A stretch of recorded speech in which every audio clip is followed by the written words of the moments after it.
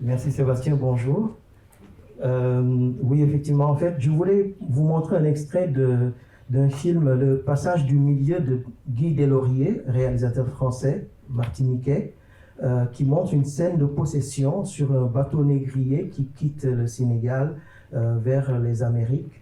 Et les déportés africains à un moment invoquent les génies pour qu'ils les chevauchent. En fait, c'est l'idée même de la traduction de la possession. C'est les génies qui viennent chevaucher les êtres humains et ils deviennent des cavaliers. Et il y a une sorte de fusion, comme des centaures. Et donc, c'est pour ça que ces possédés ne sont plus des humains et ils ne sont plus des génies. Ils sont les deux. Ils sont dans un entre-deux.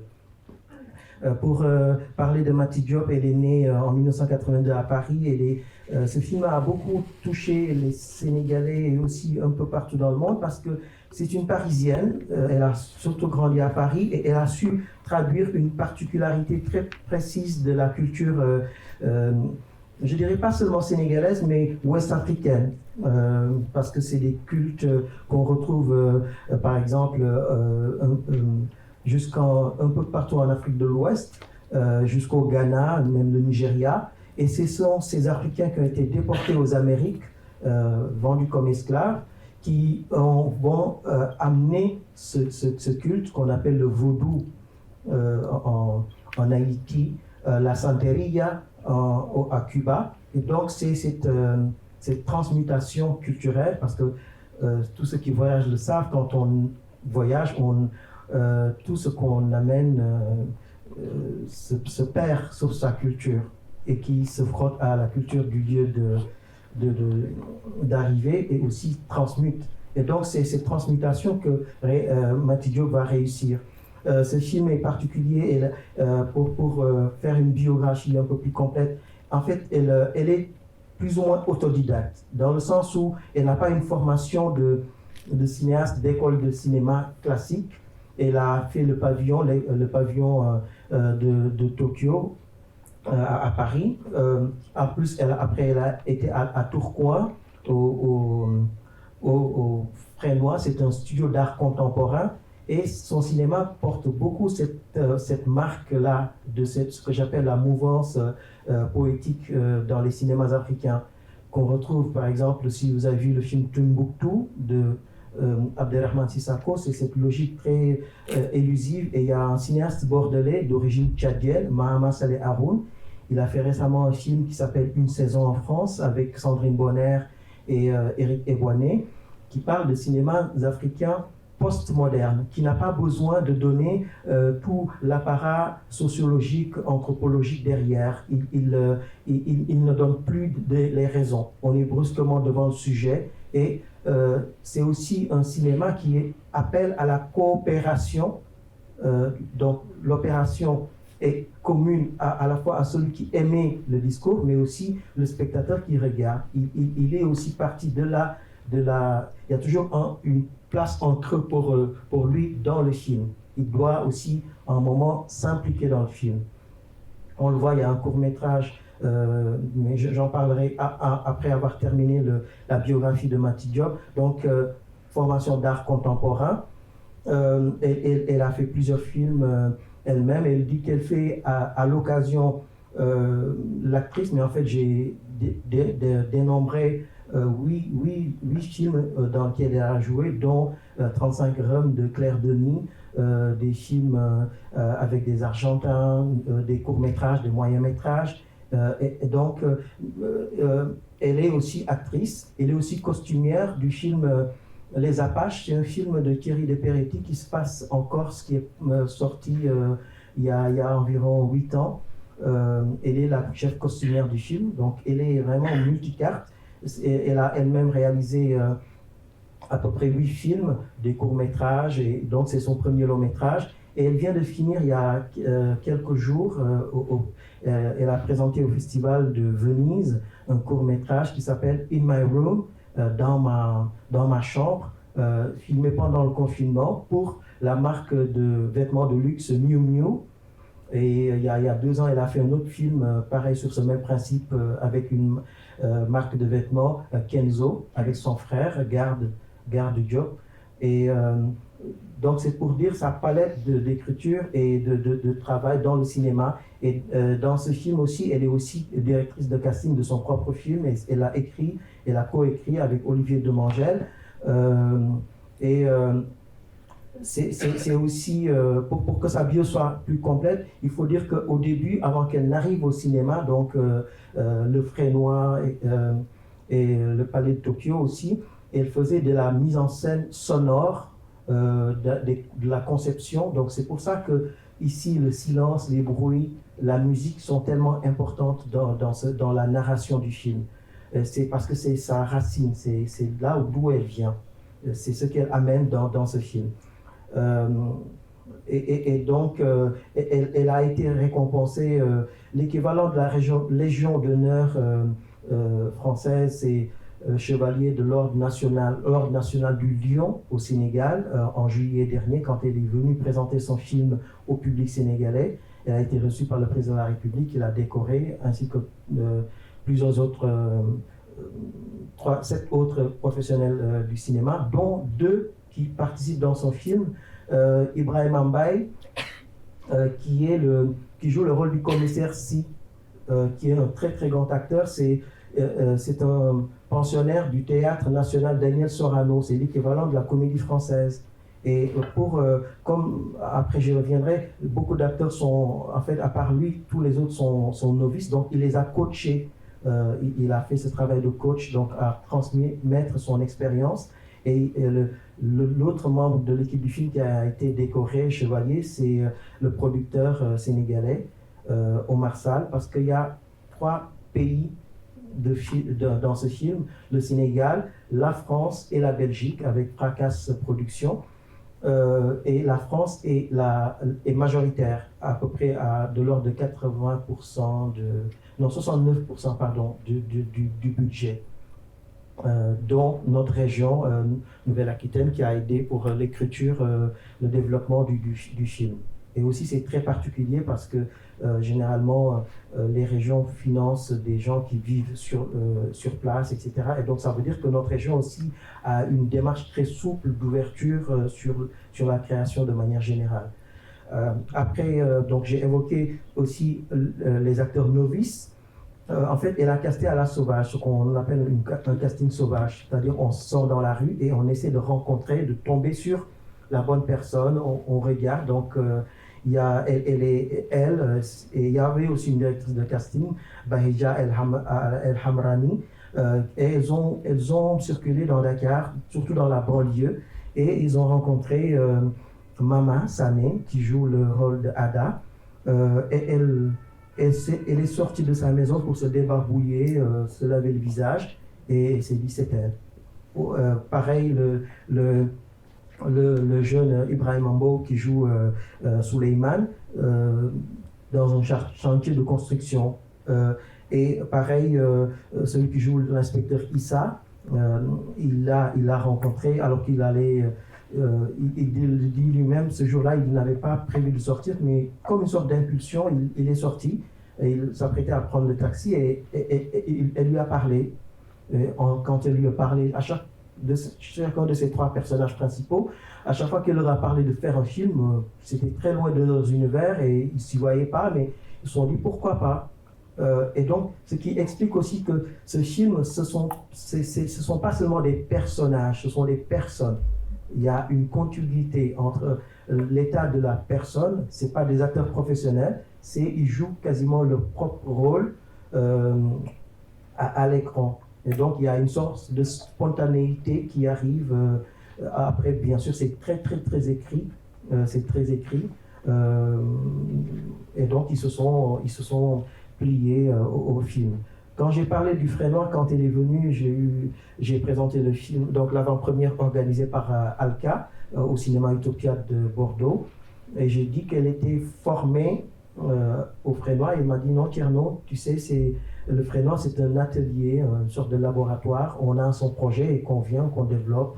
Donc voilà, parfois, dans certaines biographies, vous trouverez qu'elle a été formée au Frénois, mais elle-même, elle nuance un peu. Même si c'est elle qui donne cette biographie officielle que tout le monde reprend.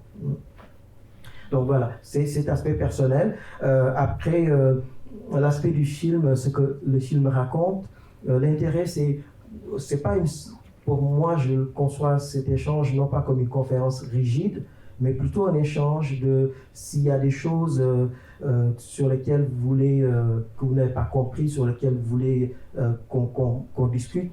C'est ça qui est le plus intéressant, que c'est pas là une sorte de savoir transcendantal qui vous arrive. Non, c'est vraiment cet échange pour moi qui va être le plus pertinent. Après, il y a aussi un dossier pédagogique qui est quasiment fini, que beaucoup d'éléments sur lesquels je parle aussi sont dedans.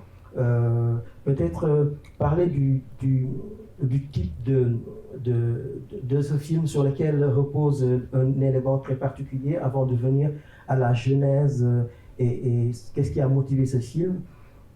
Ce type de film est très particulier, c'est un cinéma de genre qui a beaucoup dérangé parce que c'est ce qu'on appelle des films de série Z ou série B, des films de revenants, des films de zombies, et en fait qui est né à un moment très particulier de l'histoire du cinéma, parce que souvent les Américains disent nous on tient beaucoup à la liberté, on est le pays de la liberté, et ils occultent un peu cette... Il y a une partie de leur histoire où ils ont colonisé certains pays, comme Haïti, Cuba, et dans cette fourchette-là, jusqu'à à peu près, ils sont arrivés en Haïti à 1898, mais il y a une vraie occupation militaire et économique à partir de 1918 jusqu'en 1934, où là, Roosevelt se dit la doctrine Monroe, c'est suffit, on revient chez nous. À un moment, et ils ont quitté Haïti et Cuba à ce moment-là, en 1934. Et le premier grand roman sur les zombies, donc, parce que cette culture du zombie est très vivace en Haïti, date de 1929, et le premier film, The White Zombie, arrive en 1932. Donc le zombie blanc, si on traduit littéralement. Mais dans le cinéma hollywoodien, le zombie est violent. Ici, il ne l'est pas parce qu'il est dans la quintessence du zombie originel ou original. Le zombie, la possession est là pour remettre de l'équilibre.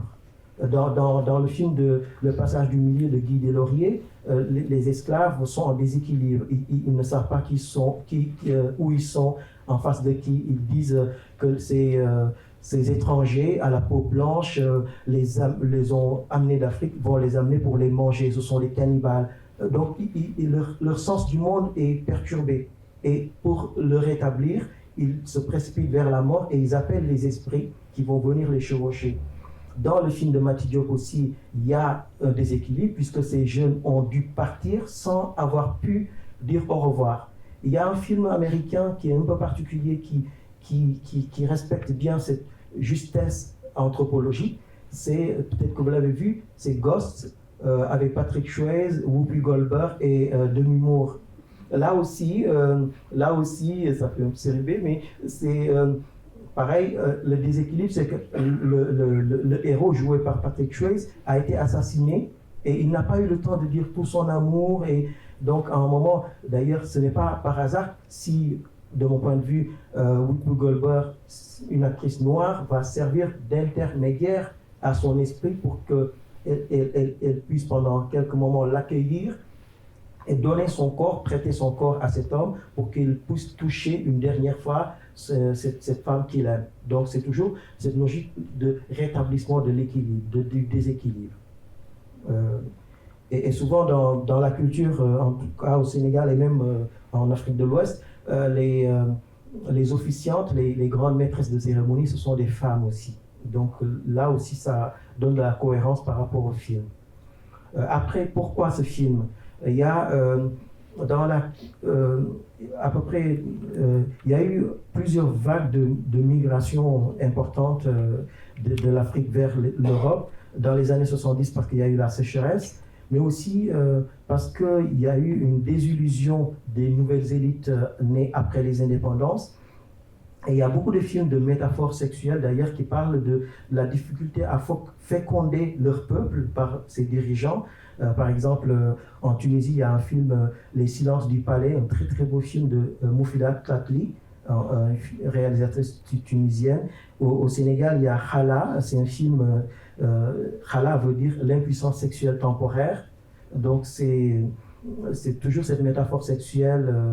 Et aussi Les couilles de l'éléphant, c'est un film gabonais de Henri-Joseph Koumba-Bididi de 2001, qui parle aussi de cette défaite des élites. Et donc du coup, il y a eu beaucoup de migration. Et puis il y a eu une sorte de ressac, d'arrêt, plus ou moins dans les années 80. Et ça s'est redémarré dans les années 90 vers l'Italie. Puis après, parce qu'aussi, sur les écrans, sur les tout petits écrans, on a eu cet affichage des gens qui courent derrière un ballon 90 minutes et qui sont payés des millions de dollars. Ils se sont dit, ces gens, ils doivent avoir beaucoup d'argent. Barcelone, Messi, donc nous, on va aller là-bas. Et il y a un credo, un slogan que ces jeunes Africains disent, Barça, Wala Barsac.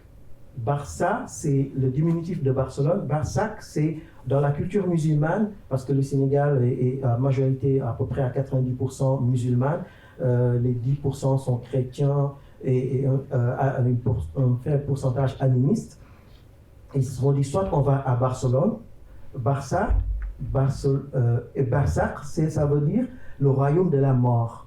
On arrive soit à Barcelone, soit on va au royaume de la mort. Donc c'est entre la peste et le choléra, parce que de toute façon, on est déjà mort en restant sur place. Et c'est ce que disait un des personnages de Mati Diop dans Atlantique. Elle a déjà fait un film qui s'appelle Atlantique en 2009, mais Atlantique au pluriel, avec S. Parce qu'elle disait, il y a une sorte de paradoxe, du temps de l'esclavage, on venait chercher ces Africains, on les mettait à fond de cale pour les déporter, et là, c'est eux qui se mettent volontairement dans ces pirogues pour aller vers ces lieux où ils ne savent même pas s'ils vont y arriver. Et donc, ils risquent la mort. Et il y a un des personnages, Serine, qui disait, de façon, en restant sur place, on est déjà mort. Et donc, mort pour mort, autant, soit on va à Barsac, ou on va à Barça. Et donc, c'est pour ça qu'ils prennent ce risque-là. Certains y arrivent, pas d'autres. Certains y arrivent, d'autres pas. Et donc, ça explique cela. Et il y a une ville près de Cadillac qui s'appelle Barsac. Et il y a une association sénégalo-française. Il paraît que les responsables, à chaque fois qu'ils en parlent au Sénégal, j'habite Barsac, on leur dit quoi, tu habites le royaume de la mort. Et pour eux, c'est impossible. Mais c'est dire, voilà, c'est Barça ou la mort. C'est vraiment très très important. Il y a des films, il y a des films qui s'appellent comme ça, notamment un film de Idrissa Guiro, Barça ou la mort, et aussi très particulier. Peut-être terminer sur ça. Il y a quelque chose de très particulier, c'est-à-dire il arrive parfois que ces candidats se retrouvent non pas en Europe, à Barcelone, mais ils se retrouvent aux Amériques. Pourquoi? Parce qu'il y a un courant marin entre à peu près le Sénégal et le Cap-Vert et qui va vers les Amériques. Et c'est pour ça que d'ailleurs Christophe Colomb a été pris dans ce courant-là en pensant contourner le continent africain. Il s'est retrouvé aux Amériques en disant je suis arrivé aux Indes. C'est pour ça qu'on parlait pendant longtemps d'Inde orientale. Et donc il y a eu des jeunes Sénégalais qui se sont retrouvés de l'autre côté, morts, aux Bahamas notamment. Et ils ont écrit une lettre, ils ont compris qu'ils allaient mourir, ils ont écrit une lettre. Et voilà, c'est des éléments de contextualisation. Pour terminer juste, il y a eu aussi en 2006-2009 un projet pharaonique, c'est le cas de le dire, de Muammar el-Kadhafi, le président libyen, avec le président sénégalais de l'époque, Abdoulaye Wade, de construire une tour solaire tellement énorme que ça pourrait se voir à des kilomètres et des kilomètres et qui allait coûter 250 millions de dollars et intégré dans un projet qui allait coûter 6 milliards de dollars. Et donc Mati Diop a été peiné et choqué qu'un projet comme ça, dispendieux, soit érigé alors que tout autour de la tour, les gens ont du mal à vivre. Et donc, et aussi quand elle a fait le film Atlantique, au moment du montage, il y avait la jeune fille, la jeune sœur du personnage, le personnage est mort et il est enterré, et la jeune femme est effondrée par le deuil, et à un moment, elle essaie d'éviter la caméra, mais puis à un moment, elle regarde la caméra. Et elle s'est sentie interpellée par ce regard en disant « Mais on parle beaucoup de ceux qui partent, et si on parlait aussi de ceux qui restent aussi, de leurs amours aussi, que c'est pas seulement que du désespoir, il y a aussi de l'amour pour eux dans ce sens. » Et il y a aussi d'ailleurs un roman qui s'appelle comme ça, Celle qui reste, de Fatou Diom, une écrivaine sénégalaise, un roman assez récent, paru il n'y a pas très longtemps. Voilà. S'il y a des questions... Oui. Ce sont parmi d'autres choses, il m'a semblé que les prénoms des deux personnages principaux n'avaient pas été choisis au hasard, parce que Ada et Soleiman, surtout Soleiman. Si vous aviez sur ce sens, Ada, c'est aussi un diminutif de Adama, mais Soleiman, c'est Salomon aussi. C'est l'histoire de Salomon et la reine de Saba, avec toutes les déclinaisons qu'on sait avec Harrison Ford, les mines du roi Salomon. Mais c'est aussi, oui, cette richesse. Il part en estimant qu'il est pauvre, mais en fait, finalement, comme Salomon, il a une richesse, et c'est cette richesse-là qui fait que, d'ailleurs, il est individualisé, il n'est pas comme les autres. Il ne possède pas une autre femme. Il se sert du corps d'un autre homme pour venir se manifester à la fois à son entourage et finalement à Ada. Oui, effectivement, les noms ont souvent des symboliques. Et c'est des noms de la culture musulmane. Même si l'écriture, la manière dont elle a écrite n'est pas... ça s'écrit pas comme ça au Sénégal. C'est plutôt une manière d'écrire plutôt très arabisée. Les Sénégalais ont une manière un peu localisée d'écrire les noms. Et là, on l'aurait écrit avec un Y et M-A-N-E à la fin, et non pas avec I. Donc voilà, c'est des choses... Mais c'est aussi une manière de métaphoriser à travers ce personnage sénégalais des destinées qui dépassent les frontières du Sénégal. Et pour Ada, le fait qu'on puisse le lire dans les deux sens, oui, c'est un écho avec ce qu'elle dit à la fin. Oui, exact. Exactement, oui, effectivement. Oui, le fait que, effectivement, Ada, on puisse le lire allant dans les deux sens, c'est vrai que c'est très judicieux. C'est, oui, l'histoire de le passé, le futur, qui s'imbriquent dans la même personne. Quand elle dit finalement les présages nous parlent du futur, et demain m'appartient, je suis Ada. Ça aussi, c'est un élément important. Et quand elle dit je suis Ada, elle regarde la caméra, c'est-à-dire nous dans la salle. On a un terme barbare dans la théorie du cinéma qu'on appelle la diégèse. La diégèse, c'est le monde fictionnel créé par le film. Et donc, en regardant la salle, en regardant le spectateur, le personnage élargit la diégèse et nous inclut dedans.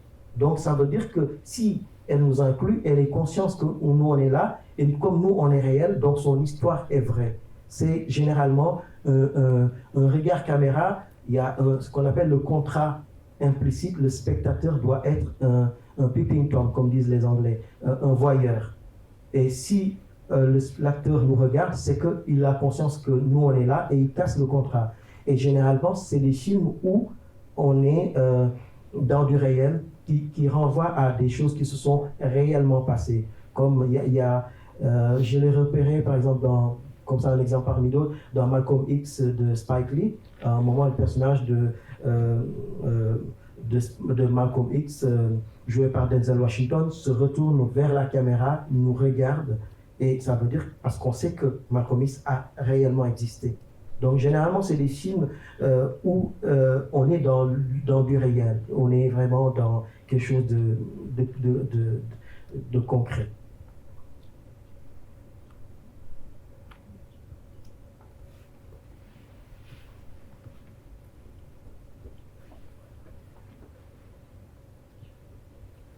Oui, merci, parce que tout ce que vous dites est très intéressant. En fait, ce qui m'a surpris sur le film, c'est cette évolution un petit peu vers le fantastique. Et en fait, je me sens un petit peu culturellement démuni. Je pense qu'il y a des références culturelles par rapport à l'Afrique qui me manquent. Et vous avez un petit peu expliqué donc ce qu'étaient les possédés. Et si vous pouviez peut-être y revenir un petit peu plus en détail ou étoffer un petit peu ça. Voilà, moi ça m'intéresserait. Et puis peut-être même aller dans l'interprétation de ces personnages dans le film. Voilà, ça m'intéresserait de pouvoir aller un petit peu plus loin dans l'analyse du film, de ces personnages-là, qui étaient pour moi en tout cas inattendus. Oui. Merci. Effectivement, c'est un aspect important du film, c'est leur âme qui n'a pas pu être apaisée et qui revient. En général, dans la culture, en tout cas en Afrique de l'Ouest et dans la culture zombie, le zombie, donc le corps apparent, va obéir à l'esprit qui vient l'habiter. Et c'est pour ça qu'elles n'ont pas le choix. On voit la possession, et puis la possession n'est jamais brutale, c'est pas comme un coup de poignard qui arrive et tout le coup il tombe. Non, c'est un processus, on le voit lentement, par exemple, avec Mariama, la jeune femme qui tombe, commence à tomber, qui en un moment prend des selfies dans le lit, puis après dans la boîte de nuit, elle commence à faire une crise et Dior, la tenancière du bar, lui propose de lui amener de l'eau. Ça commence doucement. Pareil, l'autre personnage, non, c'est plutôt Mariama, c'est plutôt la femme voilée qui est dans le lit, qui commence aussi à avoir une crise. Le marabout se précipite pour venir lui dire, voilà, avec les versets du Coran, etc., ça va te clouer au lit. Mais en fait, l'esprit est beaucoup plus fort et c'est vraiment quelque chose de très particulier. Il y a aussi ce qu'on appelle les maris de nuit. Les maris de nuit, c'est-à-dire dans la culture, on le retrouve aussi chez les Antillais. Il y a même eu un roman de Fabienne Canor qui s'appelle Marie de nuit. C'est en fait l'esprit qui se manifeste la nuit et qui vient prendre possession du corps des femmes. Et donc la femme se retrouve tout d'un coup en transe et ressent un flux dans son corps, mais sans pouvoir l'expliquer. Et donc cet aspect de possession est vraiment un lien qui permet à un esprit de se matérialiser et finalement, comme je l'ai dit, de aussi rétablir un déséquilibre. Et généralement, on s'est rendu compte que même dans le récit de ces femmes, c'est souvent des femmes qui sont dans un déséquilibre par rapport à la société.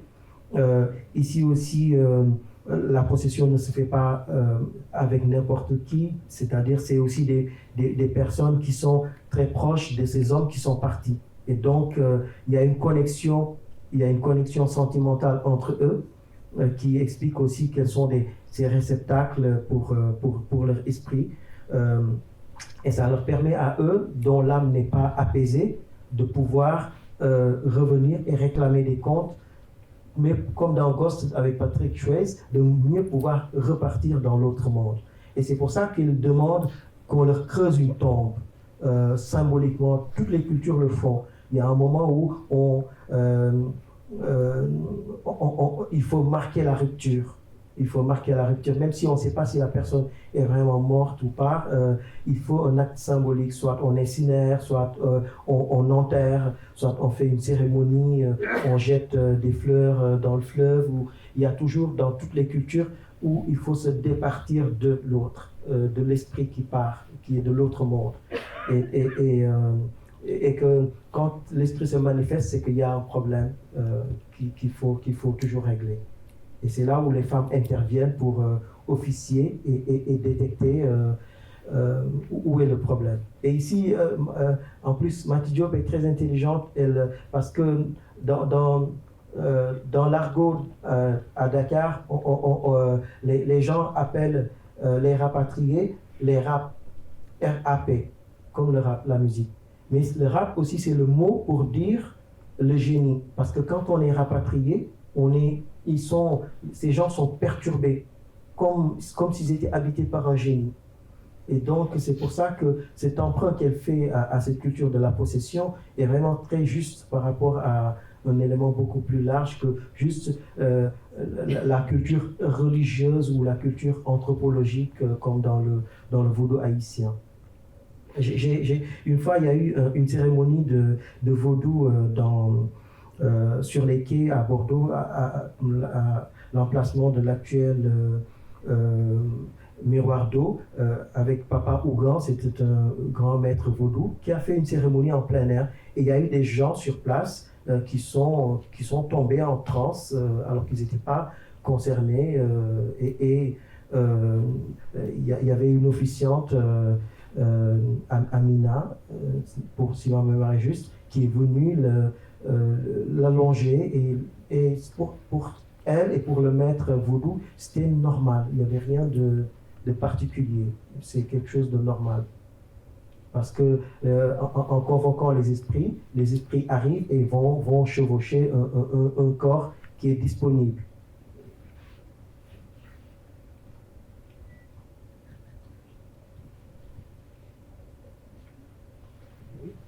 Comment est-ce qu'on doit interpréter le début de la maladie de l'inspecteur? Est-ce que c'est une maladie ou est-ce que c'est le début de la possession qui se manifeste de cette façon-là? Oui.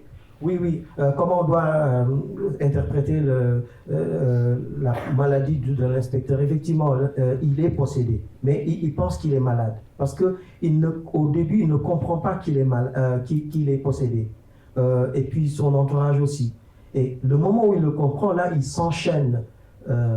Il se met les monotes. Mais l'esprit est plus fort que le corps, que la matière. Et donc, l'esprit a pu... il n'a pas pris une clé. L'esprit lui a montré sa force en arrachant les monotes.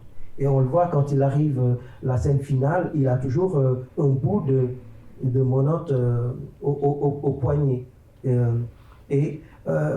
J'ai compulsé beaucoup d'interviews de Mati Diop et je n'ai pas retrouvé quelque chose qui m'a frappé. Peut-être que certains d'entre vous l'ont lu ou ont vu la pièce Oedipe roi de Sophocle. Dans Oedipe roi de Sophocle, celui qui enquête, c'est le coupable. Oedipe est coupable, mais il ne sait pas qu'il est coupable. Il ne sait pas qu'il a tué son père, Laios, ni qu'il a épousé sa mère, parce que son père, l'oracle lui a dit, ton fils va te tuer et va épouser ta femme. Et pour que ça n'arrive pas, il a déporté, il a jeté à la mort son fils qui a survécu et qui a perdu la mémoire, qui est arrivé, qui a tué son père et qui a épousé sa mère sans le savoir. Et c'est son beau-frère qui va le lui révéler et il va se crever les yeux, d'où le mythe du complexe d'Oedipe. Et là aussi, c'est pareil, il cherche le coupable, il ne le trouve pas parce qu'il est en lui le coupable. Mais à un moment, et c'est là où la force de l'image, c'est-à-dire l'image, le fait qu'il se filme, il se voit, il est filmé par les smartphones maintenant, il se voit et là il comprend la dissociation, la possession qui s'est faite. Et donc là, à partir de ce moment-là, il a la clé, et il donne une clé USB. Donc c'est à la fois un objet matériel, mais aussi métaphoriquement, il donne à l'inspecteur commissaire Si la clé du mystère, parce que l'image est là, il l'a figée et il ne peut pas la nier. Et c'est pour ça, mais il ne sait pas, parce que il y a aussi René Girard dans le bouc émissaire, son livre Le bouc émissaire, qui analyse la question du bouc émissaire, qui parle de stéréotypes et de signes victimaires.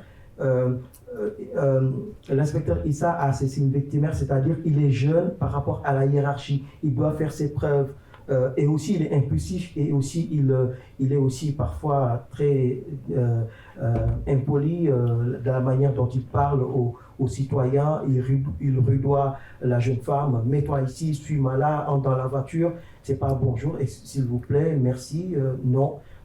C'est aussi un manque de respect, de justice sociale, que celui qui est nourri par l'argent public doit aussi respecter les citoyens qu'il doit servir. Et donc on voit aussi, c'est le fait, c'est son stéréotype, et son signe victimaire, c'est aussi cela qui fait qu'il est accessible, c'est un réceptacle pour Suleiman qui va aussi s'en servir. Ils sont à peu près du même gabarit, etc. Et il va le soumettre. C'est l'esprit qui est plus fort que le corps. Et ça, toutes les cultures aussi le disent. Donc c'est aussi sa dimension universelle. Une fois que on s'extrait de la culture, d'ailleurs, j'aurais peut-être dû commencer par ça, mais il y a ce que j'appelle les 3 niveaux d'un film. Il y a toujours 3 niveaux dans un film. Le niveau futile, c'est le niveau primaire, l'histoire d'amour des 2 jeunes qui s'aiment et puis l'un prend le bateau, etc. Le niveau futile, donc le niveau utile, la morale, l'amour, la force de l'amour. Et il y a le niveau, ce que j'appelle le niveau tuile, ce qui recouvre l'édifice. Justement, c'est là où il y a les codes. En quoi renvoie cette culture de la possession. Le code, c'est par exemple, par exemple cette référence à Sophocle, qui peut parfois même échapper à l'émetteur du discours. Parfois, il m'arrive souvent de faire des projections débat avec des réalisatrices, ou des réalisatrices, des réalisateurs, des producteurs, et parfois il y a des choses que je vois dans le film qui sont pour moi de l'évidence, et qui me disent: ah non, ah bon, oui. Et puis ça a une cohérence, parce que on ne maîtrise pas tout quand on émet un discours. Et donc c'est ces 3 niveaux, futile, utile et tuile. Et donc on peut ne pas avoir accès au niveau tuile, ce n'est pas un problème, c'est pas désastreux. Mais après, effectivement, comme nous, on est tous des enseignants, devant aussi après être confrontés, vous allez être confrontés aussi aux questions certainement des élèves, aussi pouvoir proposer des réponses, mais aussi moi, parfois il m'arrive souvent, il y a des questions auxquelles je ne peux pas répondre et je me dis: je ne sais pas. Parfois même la réalisatrice ou le réalisateur, Mathieu Diop, à un moment dans le film, il y a une scène pour moi, ce que j'appelle le climax, c'est-à-dire le point culminant du récit, à partir duquel il va y avoir une résolution. D'ailleurs, en écriture de scénario, on parle de The cat climbs a tree, le chat monte sur l'arbre, mais si le chat monte trop sur l'arbre, c'est-à-dire si l'histoire est trop perchée, à un moment, c'est ce qui donne des films brutals, où le chat doit repartir. Et donc c'est pour ça que quand on apprend la théorie du scénario, on dit: il ne faut pas que le chat monte trop haut dans l'arbre, parce qu'à un moment il doit redescendre. Et c'est pour ça que parfois des films sont mal fagotés, à la fin, le chat est là, et voilà. Voilà. Et donc dans cette scène climax, c'est quand elle sort de la prison. Quand elle sort de la prison, et s'est libérée de 3 fardeaux. Le fardeau de la société qui lui impose la virginité, comme si on imposait aux hommes d'être vierges. Elle refuse ce dictat. Sa famille, sa mère qui veut, alors qu'elle est adulte, enfin, c'est ce qu'on appelle un film coming of age, film adolescent, où il y a un film, on est en transition. Elle quitte le monde de l'adolescence, elle devient adulte. Et là, on lui demande même rendre compte de qui l'appelle, etc. Elle se confronte à la police, donc à l'autorité publique. Elle se confronte à son mari, l'autorité maritale, et tout ça, elle en va tout valdinguer en disant non, je pose ma personnalité, je refuse d'être ce que vous voulez que je sois, je vais être à la recherche de moi-même. Et donc, c'est pour ça qu'elle est sur ce bord de trottoir avec les charrettes qui passent. Et à un moment, il y a sur les charretiers, il y a un charretier qui porte un t-shirt ou sur lequel c'est écrit Benno Bokk Yakaar. Ça veut dire en Wolof, le Wolof c'est la langue majoritaire au Sénégal, c'est la langue vernaculaire de communication plus que le français. Contrairement à d'autres pays comme le Burkina ou le Cameroun, par exemple, le Cameroun, ils ont 200 langues. Donc le Sénégal, je pense qu'il y a à peu près 7-8 langues. Et donc le Wolof est vraiment majoritaire et c'est ce que les gens là-bas utilisent le plus. Et c'est Benno Bokk Yakaar, ça veut dire unir nos espérances. Le charretier part dans ce sens, mais Ada part dans l'autre. Donc l'espérance que le politicien a mis, parce que ce t-shirt, c'est le t-shirt du parti au pouvoir actuel, qui prône d'unir pour aller vers l'espérance, mais en fait, pas du tout. Il y a 6 jours, l'agence France Presse, le 21 septembre, a publié une dépêche en disant que malgré le confinement, il y a eu 5100 Africains qui ont pu passer à travers les mailles du filet. Donc, ils continuent de partir. Le désespoir est toujours là. L'espoir n'est pas là. Et donc, l'espoir prôné par ces politiciens et la réalité de la vie que vivent les gens, que symbolise Ada, ne vont pas dans la même trajectoire. Et elle va se départir aussi de son iPhone luxueux et le brade à 200 000. Ça équivaut à 300 € au lieu de peut-être entre 800 et 1000 €. Donc, elle le brade pour acheter aussi quelque chose qui est moins Internet, etc. Le basique du basique. Qu'est-ce qui est important dans la vie, c'est de pouvoir communiquer et pas faire comme Kardashian, faire son Snapchat de ses fesses ou autre chose. Et c'est, voilà, elle nous renvoie à qu'est-ce qui est le plus important. Voilà. Elle a besoin de communiquer avec cet homme qui l'appelle et elle est convaincue que c'est son ami. Et dans cette rupture aussi, elle se confronte aussi à sa meilleure amie qui lui dit n'y va pas, c'est dangereux. Elle dit mon cœur et elle ne le dit pas comme ça, mais son cœur est sa boussole et elle est convaincue que c'est son amoureux qui lui envoie, qui est peut-être mort, mais qui lui envoie des messages et elle va écouter son cœur. Donc elle est en rupture de tout pour être en connexion avec elle-même. Donc elle est confrontée à son passé pour mieux ouvrir son futur. Donc cette scène aussi est très très importante et va marquer le moment de bascule et de résolution où elle accepte finalement son avenir. En vous écoutant, je me disais que dans le film, il y avait vraiment une présentation un peu de cette culture très différente de la nôtre. Et dans la présentation qu'en faisait la réalisatrice, c'est une présentation assez critique sur la question des inégalités, sur la place des femmes, etc. Il me semble qu'en revanche, sur les croyances aux zombies, il n'y a pas du tout cette critique-là. Oui. Ou alors je la vois. Enfin, voilà, qu'est-ce que. Oui, absolument. Elle ne le critique pas. Elle ne le critique pas du tout, au contraire. C'est-à-dire, mais aussi, finalement, en fait, toutes les sociétés ont leurs mythes. Moi, je travaille beaucoup sur les notions de mythes, parce que même le film par essence crée un discours et veut de l'adhésion. Et donc, a besoin de répétition, a besoin de consensus, a besoin d'irriguer les récepteurs. Et donc, souvent aussi dans ce rapport historique et culturel, la colonisation a voulu amoindrir ou ensauvager cette...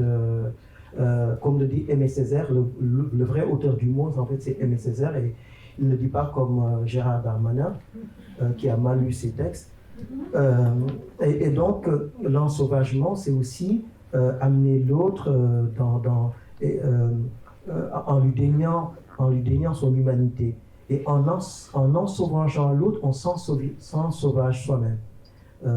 Comme le dit Aimé Césaire dans le cahier de retour au pays natal. Et donc, il y a beaucoup de films africains où il y a, par exemple, chez Philippe Lacotte, un réalisateur franco-ivoirien, où on nous montre, les gens croient à la toute-puissance mystique, mythologique.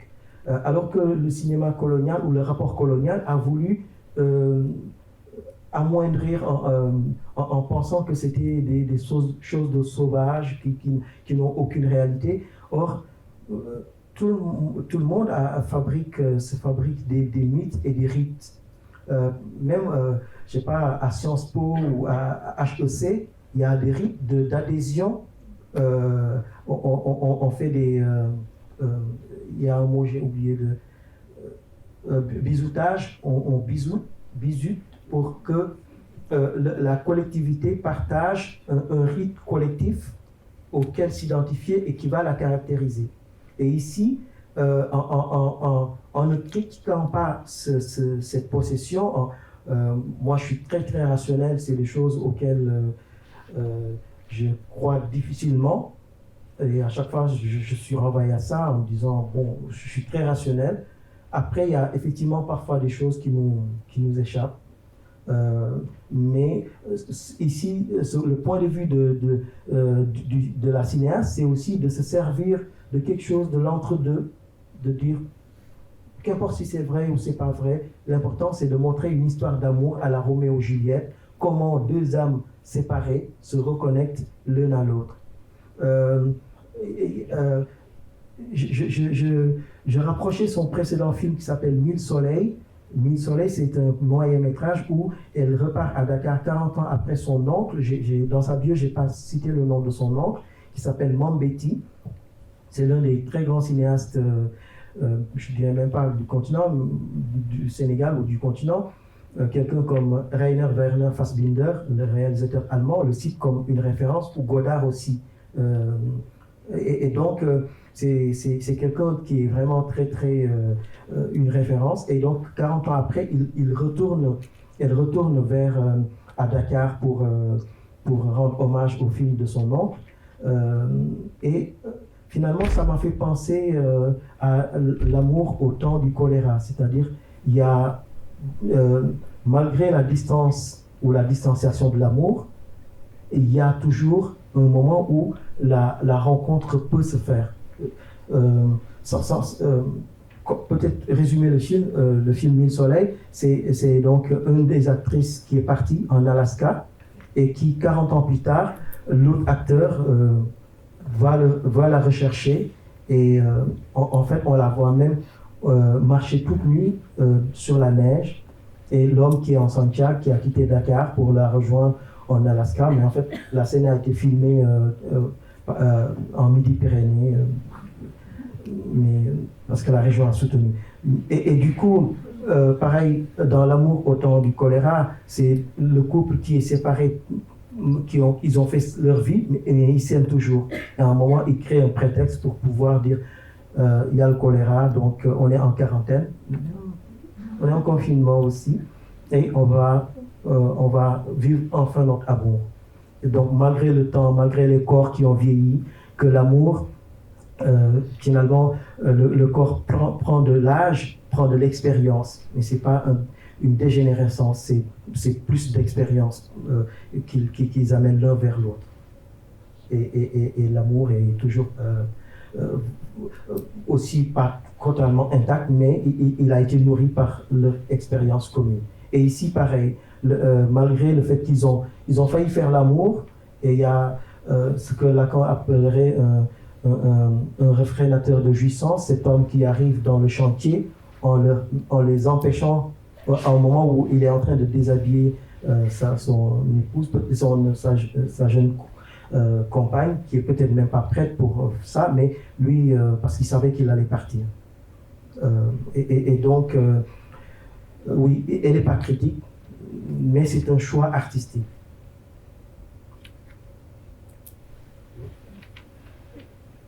Je peux parler fort? Non, c'est par rapport à la remarque que vient de faire la collègue. Oui. Est-ce qu'on ne peut pas dire finalement que le cinéma, en tant que tel, est une histoire de zombies au sens où, voilà, Oui. Oui. c'est des corps qui sont habités Oui. par des corps d'acteurs qui sont habités par des personnages. Oui. Et du coup, vu que Psychose doit être projeté demain après-midi, je me souviens de l'analyse qu'en a fait Francisco Ferreira, je ne sais plus dans quel contexte, c'était dans ce cadre-là, en disant, voilà, il y a deux possibilités. Enfin, soit effectivement il est schizophrène, Oui. soit c'est une histoire de possession. Et lui, il dit, je vais vous montrer que c'est une histoire de possession. Et donc finalement, est-ce que tous les films ne nous parlent pas d'histoire de possession? Et à ce moment-là, ce ne serait pas tellement le contenu de la religion qui nous intéresserait, Oui. elle nous parlerait d'une certaine manière du cinéma. Oui. Mais comme on dit souvent, tous les grands films nous parlent aussi de ce que c'est que le cinéma. Oui, c'est sûr, c'est sûr. C'est aussi, mais encore une fois, c'est aussi le rapport de l'esprit et du corps qui interroge toutes les sociétés. Dans la culture, je sais que Sébastien Jounel, mon collègue à Bordeaux-Montaigne aussi, travaille sur le cinéma asiatique. Dans le cinéma asiatique aussi, c'est très important, les questions de possession, effectivement. Et dans les cinémas africains et de manière générale, oui, effectivement, il y a l'histoire de la possession et puis à un moment, le film aussi nous possède, nous, en tant que spectateur.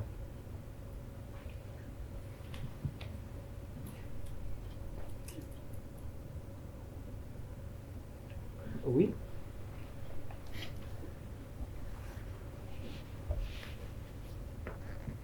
Oui, bonjour. Bonjour. Une petite question, j'aimerais bien que vous éclairiez un peu sur la relation étroite entre religion et possession.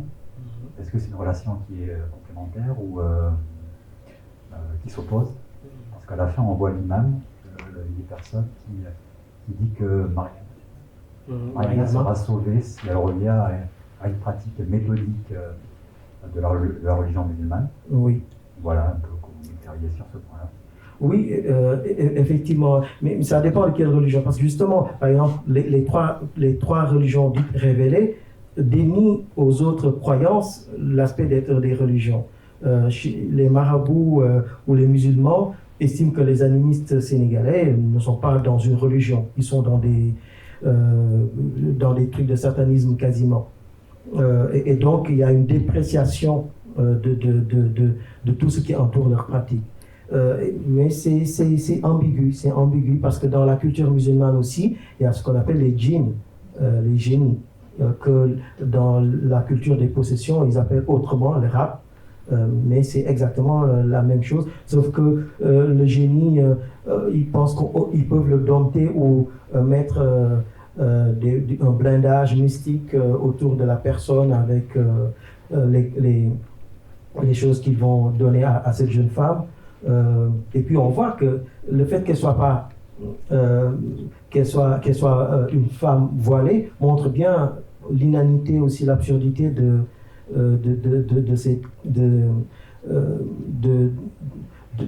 cette position-là, en estimant qu'une femme voilée va arrêter le monde ne va pas venir en elle. Et donc la rendre pure ou je ne sais pas quoi, comme disent ceux qui prônent cette façon de voir. Et là, par contre, elle est critique. Elle est critique de cela parce que la jeune femme, elle est toujours très distanciée. Elle n'ose pas prendre part au plaisir de la vie, même quand elle est dans la chambre, quand les autres s'extasient ou elle est très réservée, elle est très distanciée. Et en fait, c'est lui dire, vis ta vie, laisse-toi posséder. Et c'est quelque chose d'épicurien, de dire, oui. Et c'est ce film vraiment, et aussi un regard de femme, elle l'assume aussi, un regard de femme, ou comment la femme a le droit de disposer de son propre corps, d'aller en jupe en classe. Est-ce que c'est républicain ou pas?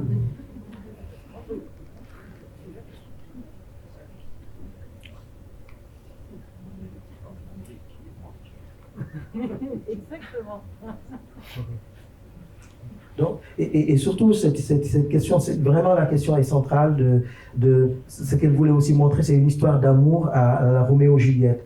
Après, moi j'ai trouvé que quand elle disait, à part le film de son oncle, Le Voyage d'Ienne de 73, elle n'a pas vu de film africain Roméo-Juliette. En fait, ce qui n'est pas exact, il y a des adaptations de Roméo-Juliette au Ghana, par exemple, L'amour mijoté dans une marmite, un film ghanéen de 1980 de Kwa Ansa. Il y a aussi Julie et Roméo, un film burkinabé de Boubacar Diallo.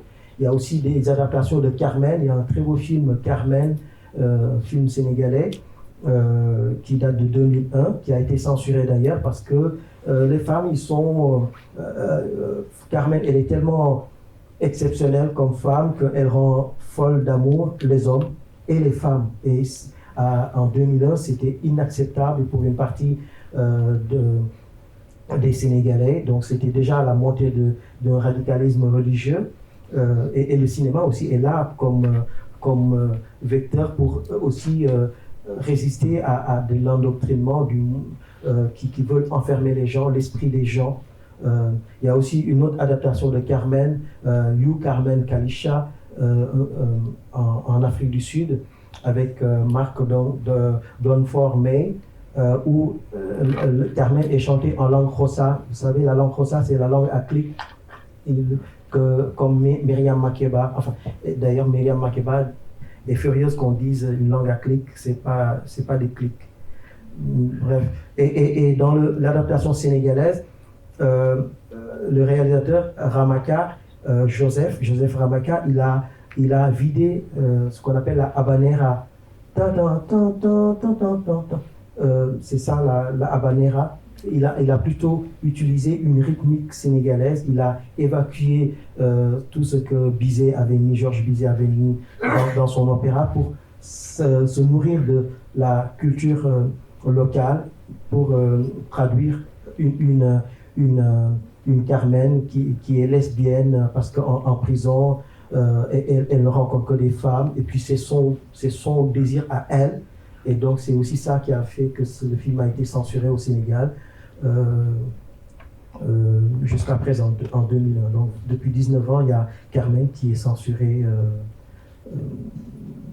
Mais moi, à chaque fois que j'ai l'opportunité, c'est un film que je montre pour justement lutter contre ces obscurantismes. Parce que le cinéma est là pour ça. Et aussi nous, en tant que spectateurs, on a aussi un rôle d'être pour transmettre aussi ce message que ce film arrive à d'autres. On est nous, ici en salle, après ce film va aller vers les élèves qui vont aussi en avoir leur compréhension. Peut-être il y a des choses qu'ils vont saisir que nous on ne saisit pas, et c'est ça qui va être enrichissant.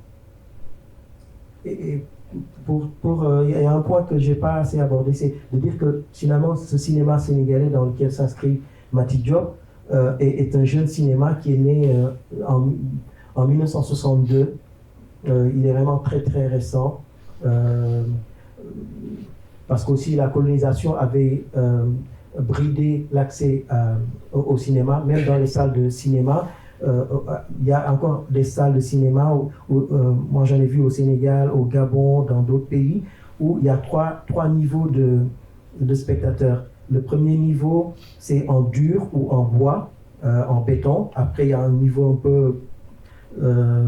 peu plus confortable, et le niveau confortable où le colon s'asseyait, on appelle fauteuil. Là, c'est vraiment plus confortable, et c'est pour que il n'y ait pas de mélange. Donc il y avait une ségrégation raciale dans les salles de cinéma, et il y a le premier cinéaste sénégalais qui a été formé, c'est Paulin Vieira, en 1953. Il a fait un film qui s'appelle C'était il y a 4 ans, où il raconte sa vie d'étudiant à Paris, parce qu'il a fait l'IDEC à l'époque, c'était pas rien. Et le film a été censuré par l'IDEC et le ministère de l'Intérieur parce qu'à un moment, il filme une page du journal Le Monde qui parle de la guerre d'Indochine,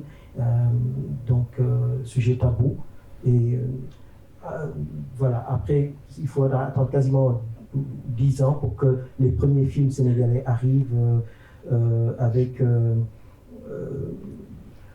Il y a La Noire 2, La Noire 2 de Ousmane Sembène, avec Mambéty, c'est les deux grands cinéastes sénégalais. La Noire 2, l'histoire se passe sur la Côte d'Azur à Nice. C'est aussi une métaphore de la colonisation, de l'esclavage. Et en 1966, il va faire Le Mandat. Le Mandat, c'est le premier film dans une langue négro-africaine, dans une langue locale, qui n'est pas le français ou l'arabe ou le berbère. Et donc, ce film date de 1968. Donc, il avait casté des acteurs qui pouvaient jouer dans les deux langues, le français et le wolof. Et le film a été coproduit par la France. Voilà. Et vous allez retrouver un peu partout dans cette... ce à quoi je vous invite aussi, c'est de demander aussi vous-même ou les élèves qu'est-ce qu'ils connaissent de ce cinéma-là pour élargir le propos, pas seulement ce film-là en particulier, mais dans une plus large économie du cinéma. Et aussi, ce cinéma existe aussi et il est dynamique grâce à des gens comme Mati Diop qu'on appelle les Afro-Payens. Afro-Payens, c'est la contraction de africain et européen. Afro-Payens, c'est la diaspora africaine en Europe, que ce soit John Akomfra au Ghana ou d'autres qui vivent en Suède ou ailleurs, comme Nourdine Lahmari, marocain suédois, qui fait aussi de temps en temps, qui fait des films comme Casa la Blanche, qui revient aussi, cette diaspora revient beaucoup et tourne sur le continent et amène aussi des moyens que certains sur place n'ont pas. Et c'est aussi pour ça que le public français, européen est tellement important pour ce film, pour ces films-là, pour ces films, parce qu'en les voyant, ils permettent aussi à d'autres de se faire et aussi à des... ils créent de l'émulation aussi pour d'autres de faire des films.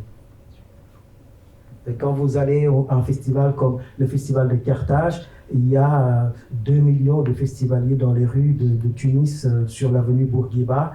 Il y a 200 000 spectateurs payants dans les salles sur une semaine. Au Burkina, c'est le second festival à Ouaga, la capitale. C'est 100 000 spectateurs dans les salles pendant une semaine.